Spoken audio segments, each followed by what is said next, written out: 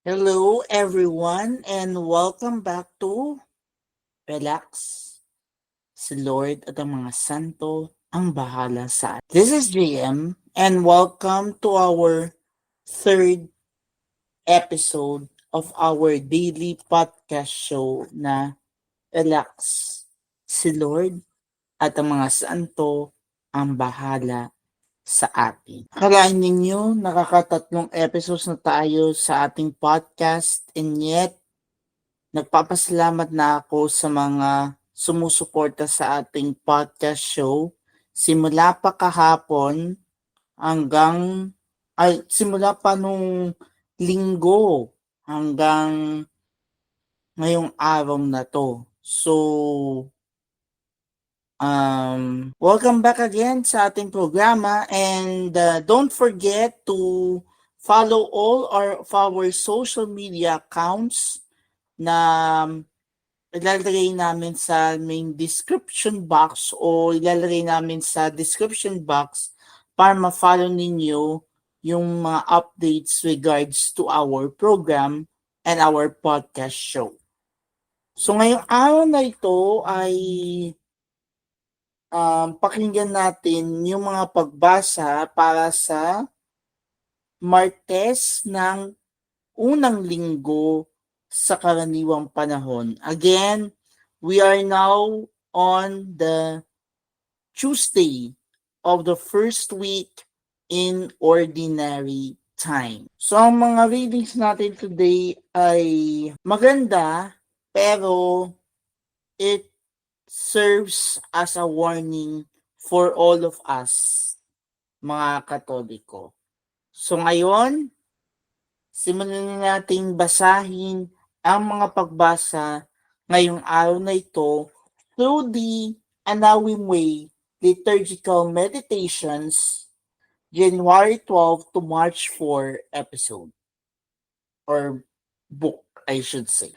Our first reading for today is taken from the letter of St. Paul to the Hebrews, chapter 2, verses 5 to 12. Again, our first reading is taken from the letter of St. Paul to the Hebrews, chapter 2, verses 5 to 12. A proclamation from the letter of St. Paul to the Hebrews. It was not to angels that God subjected the world to come, of which we are speaking. Instead, someone has testified somewhere. What is man that you are mindful of him, or the Son of Man that you care for him? You made him for a little while lower than the angels. You crowned him with glory and honor, subjecting all things under his feet. In subjecting all things to him, he left nothing not subject to him. Yet at present we do not see all things subject to him. What we do see, Jesus crowned with glory and honor, because he suffered death.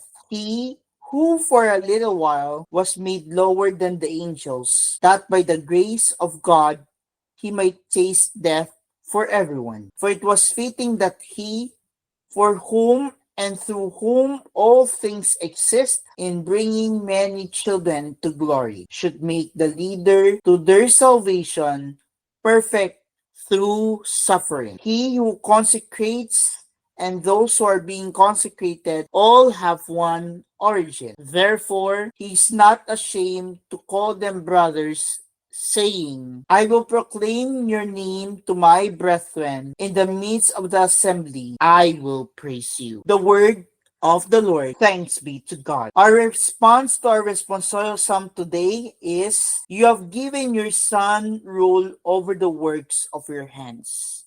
Please repeat, you have given your Son rule over the works of your hands. O Lord, our Lord, how glorious is your name over all the earth. What is man that you should be mindful of him, or the Son of Man that you should care for him? Response, you have given your Son rule over the works of your hands. You have made him little less than the angels, and crowned him with glory and honor. You have given him rule over the works of your hands, putting all things under his feet. Response: you have given your son rule over the works of your hands. All sheep and oxen, yes, and the beasts of the field, the birds of the air, the fishes of the sea, and whatever swims the paths of the seas. Response: you have given your son rule over the works of your hands. Alleluia, alleluia. Receive the word of God not as the word of men, but as truly is the word of God. Alleluia, alleluia. Now let's proceed to our gospel for today, but we will be reading it in Filipino. Ang ating ebanghelyo ngayong araw na ito ay hango sa aklat or sa ebanghelyo ni San Marcos, kabanata 1, talata 21 hanggang 28. Muli, ang ating ebanghelyo ngayon ay hango sa ebanghelyo ni San Marcos, kabanata 1, talata 21 hanggang 28.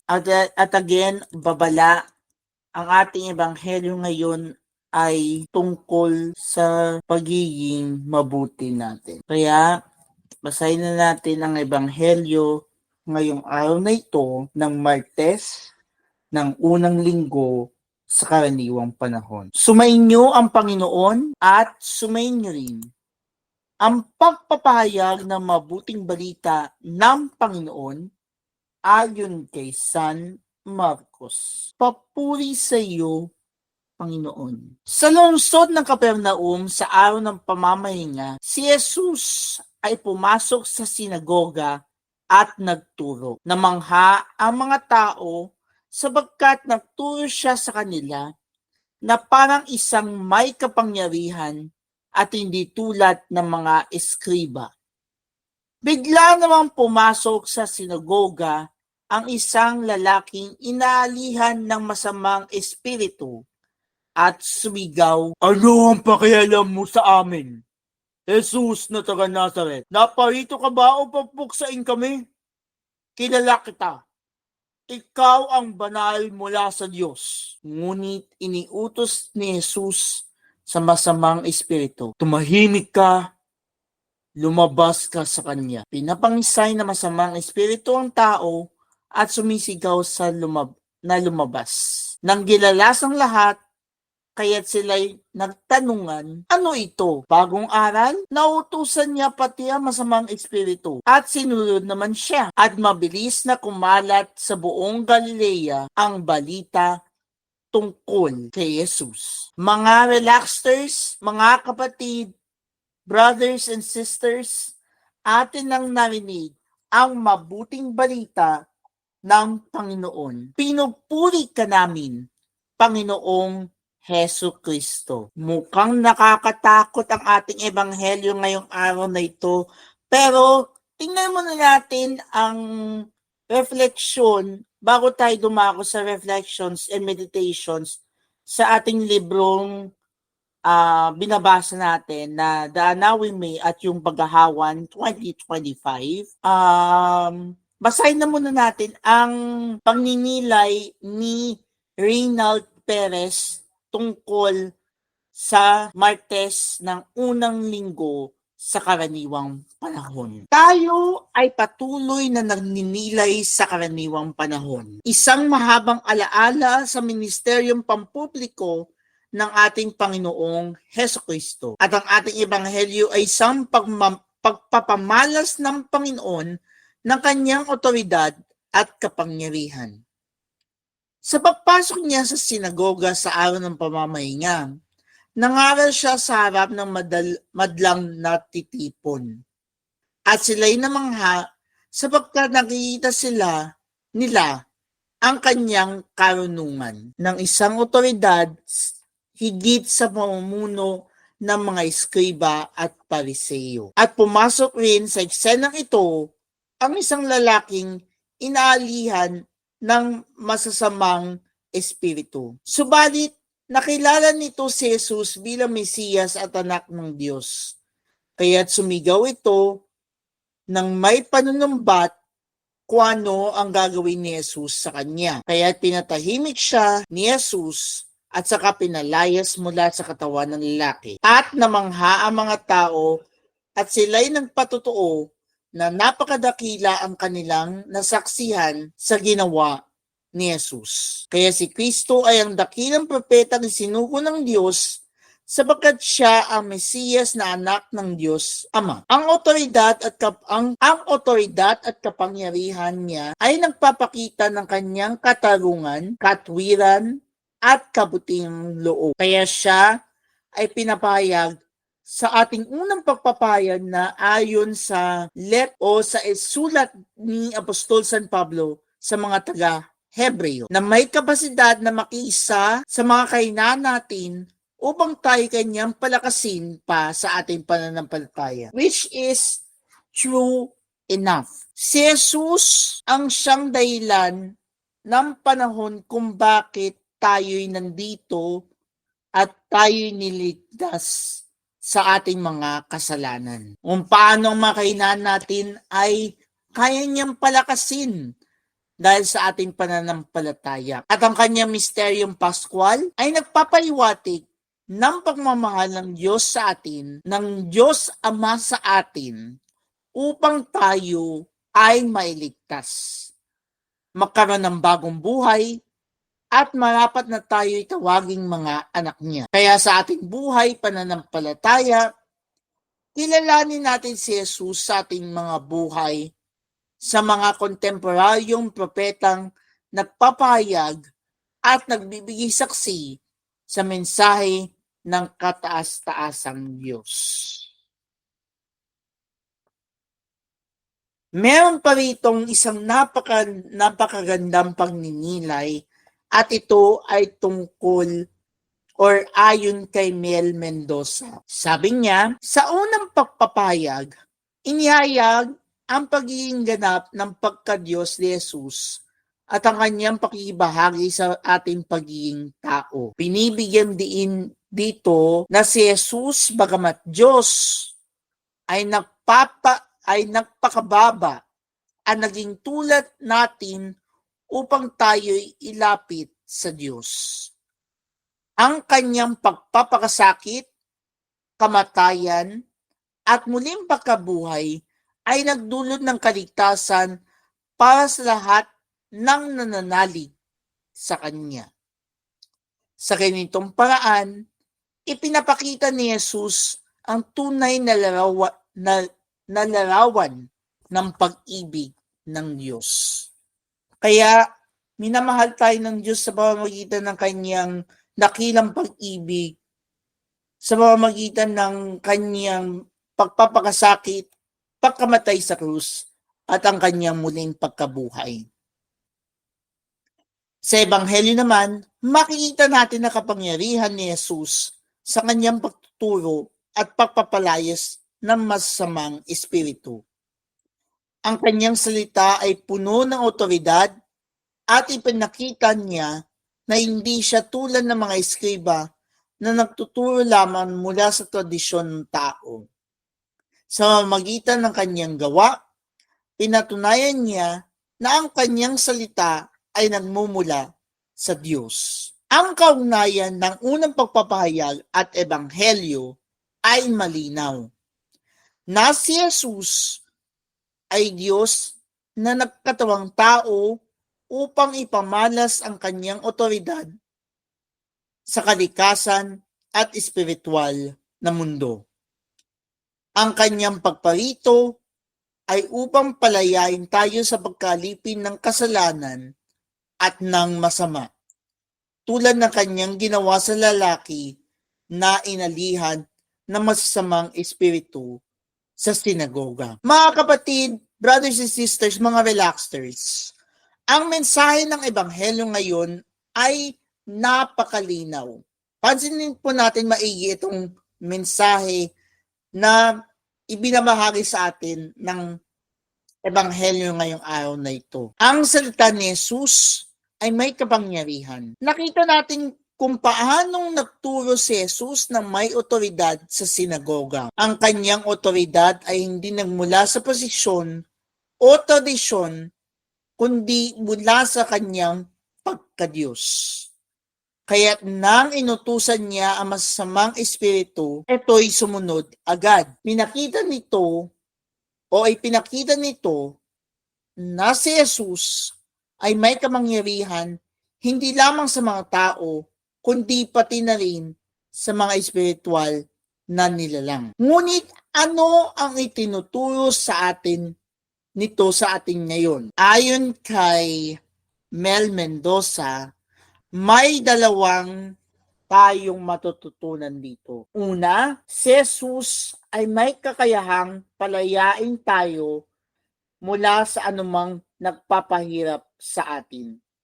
Ito man ay kasalanan, takot, o masamang impluwensya sa ating buhay. Nagnilay ba tayo nung taong 2024 sa ating ugali, sa ating uri ng pamumuhay, sa ating mga ginawang pagkukulang o yung mga ginawa natin sa ating mga kaibigan na sumama tayo o sabihin na nating tayo ay hindi nakinig sa salita ng Diyos? Tayo ba ay naging mabuti sa ating kapwa? O sadyang hindi natin mahal ang ating kapwa? Isipin ninyo ito mga kapatid, mga relaxers. Kung tayo'y lumapit sa Kanya ng may pananampalataya, kaya niya tayong bigyan ng kagalingan at kapayapaan. Kaya mga kapatid, mga relaxers, isipin natin ang ating mga gawi, isipin natin ang ating mga pag-uugali, isipin natin ang mga salitang binibitawan natin. Baka mamaya, baka mawalan na sa atin ang ating mga mahal sa buhay. O sabihin na natin, baka iwanan na tayo ng mga taong dating minamahal tayo, pero ngayon, hindi na. Yan yung una. Yung si Jesus ay may kakayahang palayain tayo sa anumang nagpapahirap sa atin. At pangalawa, tulad ng ipinapakita sa unang pagpapahayag, si Jesus ay nagpakumbaba upang makiisa sa atin. Sa kanyang pagkatawang tao, naranasan niya ang ating mga paghihirap, ang pakikipaglaban sa tukso at sakit. Ito ay isa lamang sa dahilan tayo kung bakit kailangan na sumampalataya at magtiwala tayo sa Kanya, sapagkat naintindihan niya ang ating pinagdaraanan. Kaya mga kapatid, mga relaxers, ngayong araw na ito, inanyayahan tayo ng Panginoon na sumampalataya sa Kanya, manalig sa Kanya, at huwag tayong bibitaw sa Kanya. Sa araw na ito, tayo inanyayahang kilalanin ang otoridad ni Jesus sa ating buhay.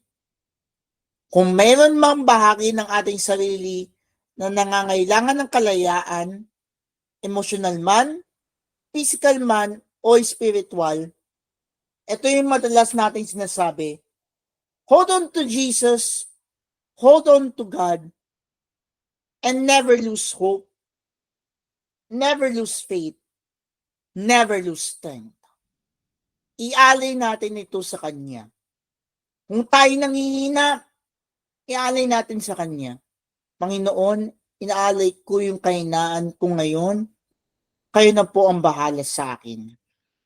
Or kapag meron kayong hidwaan ng kaibigan ninyo na hindi mo pa pinapatawad ng matagal na, sabihin mo sa Panginoon, Lord, turuan mo ako kung paano magpatawad sa kaibigan ko na nakaroon kami ng hidwaan na matagal na hindi ko na pinupuntahan. Turuan mo ako na maging mapagkumbaba sa Kanya at pagiging malalahanin at maging mabuti sa Kanya. Kayo na po ang bahala sa akin. Turuan niyo po ako ng tamang paraan. See? Kung ganyan lahat ng mga tao, dili sanay nagkaroon na ng kapayapaan matagal na. Pero maraming mga tao ngayon ang parang galit sa mundo, galit sa kapwa. Kaya kung tutusin, dapat hinahayaan natin sa Diyos ang ating mga kahinaan, ang ating pagkukulang, emotional man, physical man, o spiritual man. Hayaan natin ng kanyang salita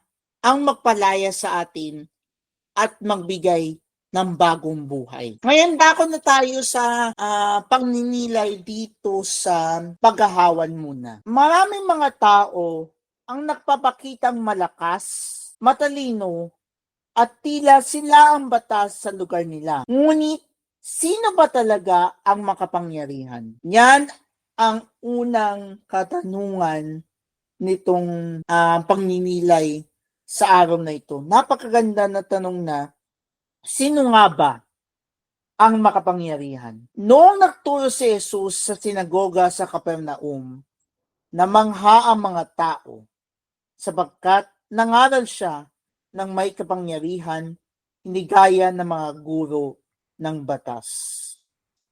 Kaya ang tanong natin sa ating sarili o sa ngayong araw na ito, naranasan mo na bang maturuan ng isang guro na may kapangyarihan tulad ni Jesus? Takot ang masamang espiritu kay Jesus dahil sa kanyang kabanalan at kapangyarihan. Ang kapangyarihan ni Jesus ay hindi galing sa tao, kundi sa Diyos Ama na kanyang kaisa kasama ng Espiritu Santo. Kaya nga may Holy Trinity, Diyos Ama, Diyos Anak, at Diyos Espiritu Santo. Sa pagtupad ng ating mga tungkulin, palagi nating alalahanin na ang Diyos ang pinagmulan o pinagmumulan ng lahat ng kapangyarihan sa lupa at sa langit. Napakaganda.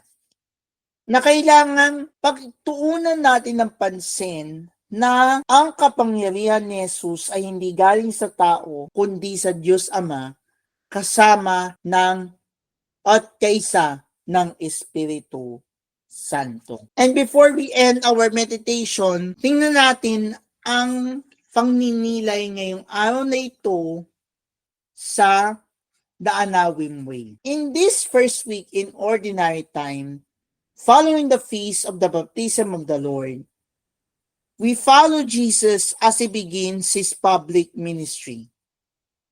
He has been prepared by a kind of Lenten journey of 40 days in the wilderness where he was tempted by Satan.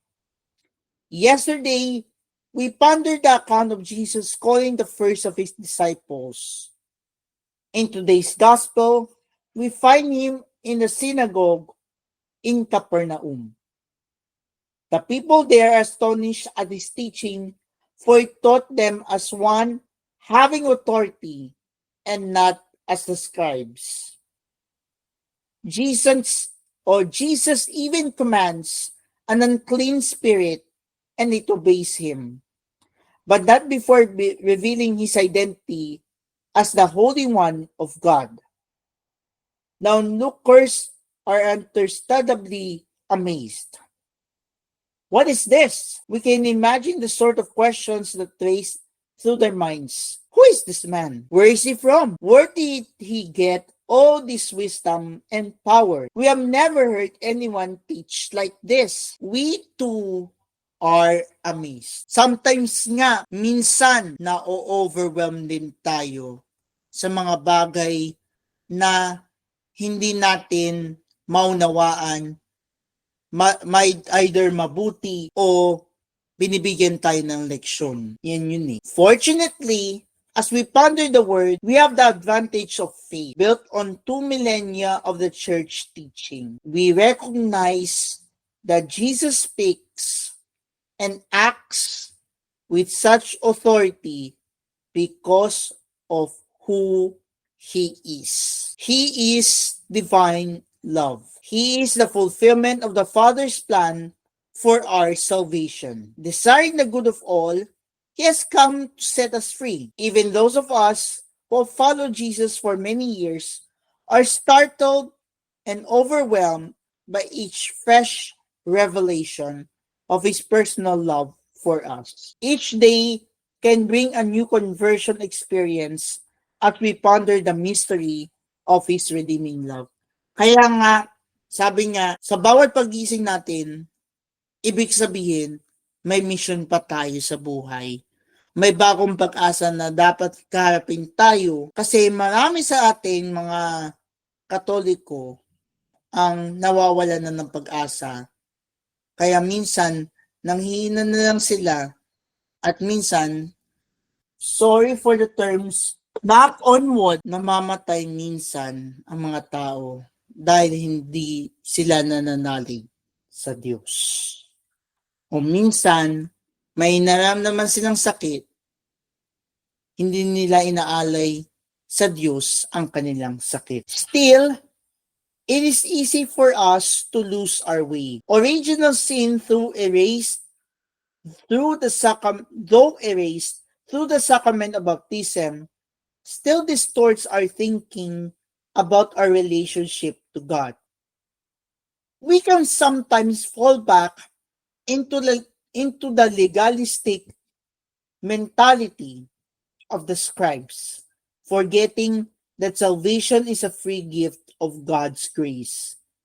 Even worse, unclean spirits keep trying to convince us that Jesus has come to punish or destroy us. That is how they think, as we learn from the possessed man in today's gospel. But as we say, no, we reject all wrong ideas about God, whether they come from human experts or from unclean spirits. We believe that Jesus has come to heal us and set us free. It delights us to hear Him teach, just as the people in the synagogue in Capernaum were delighted. Who, especially the poor among them, had ever before been considered worthy of such good news? Yet Jesus appears to be merely a man, like any other man in his humble garb and appearance, to say nothing of the poor fishermen who have become his disciples. But his words come right from the heart of God. He is not ashamed to call them and each of us his brothers and sisters. Jesus was made for a little while lower than the angels, that by the grace of God he might taste death for everyone. He has not come to condemn, but to be condemned. That is, to take upon himself the punishment required by the law of sin and death. Kaya nga nagpakamatay si Jesus sa krus upang iligtas tayo sa mga kasalanan. He has died to set us free. He died to set me free from all my sins, attachments, and disordered appetites. In baptism, Jesus has consecrated us and made us His own. Of course, we face an enemy. At ito ay si Satanas, or in English, Satan, along with his army of demons who oppose the work of grace. Kaya minsan, kapag natutukso tayo, o sabihin natin, pag may pagsubok tayo, tutuksin tayo ng dyablo. Sabihin sa atin, huwag ka nang sumunod yan. Mapapahamak ka lang. Huwag kang sumunod kay Jesus. Sumunod ka sa akin dahil maliligtas ka sa akin. Pero hindi. Mali. Maling-mali yun. Dapat sumunod tayo kay Jesus dahil siya ang kaligtasan natin. The man in the synagogue was under the dominion of a demon, an unclean spirit. While such demonic possession is rare, evil spirits have many ways of gaining entrance and influencing our lives. Making any use of occult practices like tarot cards, Ouija boards, seances, and even fortune tellers, even if only for entertainment, can provide an entryway for evil spirits. Pero minsan, hindi natin maiiwasan yan. Kaya yung iba, kapag nasapian na ng masamang espiritu, hindi na mapipigilan. Ang tanging makakapigil lang ay ang mahilig sa exorcism na kayang palabasin ang masamang espiritu. Kaya inanyayan tayo din ng Panginoon na iwasan ang mga ganito na tarot cards, Ouija boards, seances, at even fortune tellers. Childhood wounds can be another way for demons to gain a foothold. May pakukulang ba sa panahon ng kabataan ninyo? Yan yung madalas na tanong sa atin. Children often wrongly believe that if something bad happens to them, like abuse or the divorce of their parents, they must be at fault. You are a bad person. This is a lie. And the father of lies works to keep it hidden in darkness, away from the healing light of God's love and grace. When we carry false guilt, we have difficulty believing in God's personal love for us. The truth dispels all lies. Jesus has come to set us free.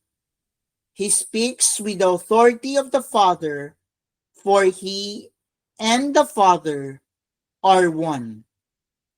The Father has given Him rule over the works of His hands, so that He may reveal to us the Father's heart of mercy and love. He wants us to be free, to become who He created us to be, in His image and likeness. Jesus has set us free from the hands of our enemies so that we can be free to worship Him without fear, holy and righteous in His sight all the days of our life. And before we end our reflection for today, we will leave you with some questions to ponder in mind. And they are, in what ways do I experience Jesus speaking and acting with authority in my life? How do these experiences shape my understanding of His love and grace? And how can I cultivate a deeper sense of freedom in my life, allowing me to worship and serve God without fear or guilt? Let us now pray to the Heavenly Father as we close our episode for today for Relax. Si Lord at ng mga santo ang bahala sa atin. Let us pray. In the name of the Father, and of the Son, and of the Holy Spirit. Amen. Panginoon, pinupuri ka namin sa iyong walang hanggang pagmamahal at kapangyarihan. Naway patuloy mong palayain ang aming mga puso mula sa anumang kasamaan at bigyan kami ng lakas na sumunod sa kanyang kalooban. Panginoon, gabayan ninyo kami sa paggamit ng kapangyarihang kalakip ng mga tungkuling iniatang sa amin. Palagi nawa naming maalala na kayo ang tunay na pinagmumulan ng lahat ng kapangyarihan. Mary, guide me in rejecting the lies that keep me from fully experiencing your Son's grace. Amen. In the name of the Father, and of the Son, and of the Holy Spirit. Amen. Napakahaba man ng ating pagninilay ngayong araw na ito, pero dapat may matutunan tayo dito na ang kasamaan ay dapat iwaksin natin at sundin natin ang kabutihan. This is JM saying, always pray to God and put God as the center of your life. Let's win over sin and let's focus on hope, love, and grace of God. God bless and catch us again on our next episode of Relax. Si Lord at ang mga santo ang bahala sa atin.